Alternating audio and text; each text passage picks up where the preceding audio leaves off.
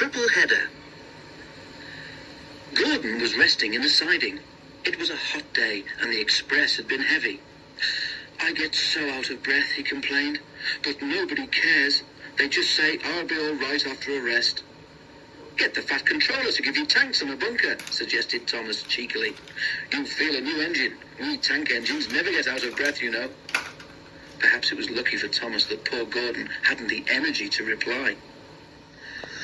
The men worked hard on Gordon, but they couldn't make him better. "You need new tubes, Gordon," they said. "You'll have to go to the works to have them fitted." While Gordon was being mended, Henry pulled the express. But one morning, just before Gordon was due back, Henry was ill too. "We've no spare engine except Thomas," the inspector told the Fat Controller, "but he can't pull the train on his own." "Could Percy help?" asked the Fat Controller. The inspector shook his head.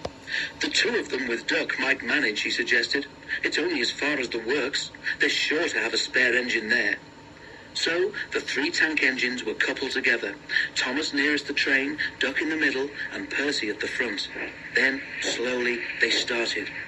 Come on," fussed Percy importantly. We're doing it, puffed Duck. Pull harder," grumbled Thomas to the others.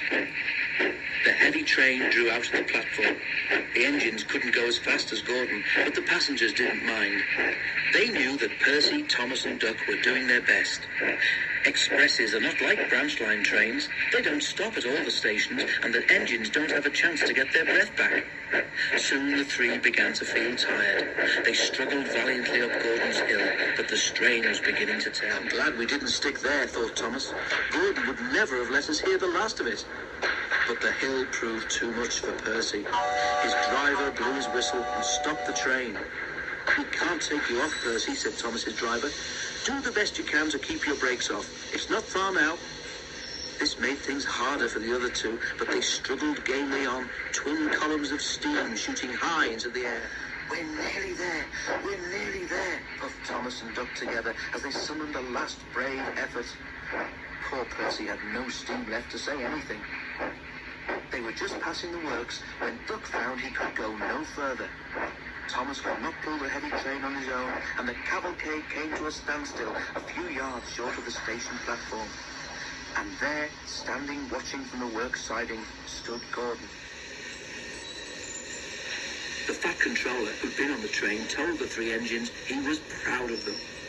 "You did very well to get so far," he said, "and now you deserve a rest." Duck, Percy and Thomas were uncoupled, and a new engine took their place.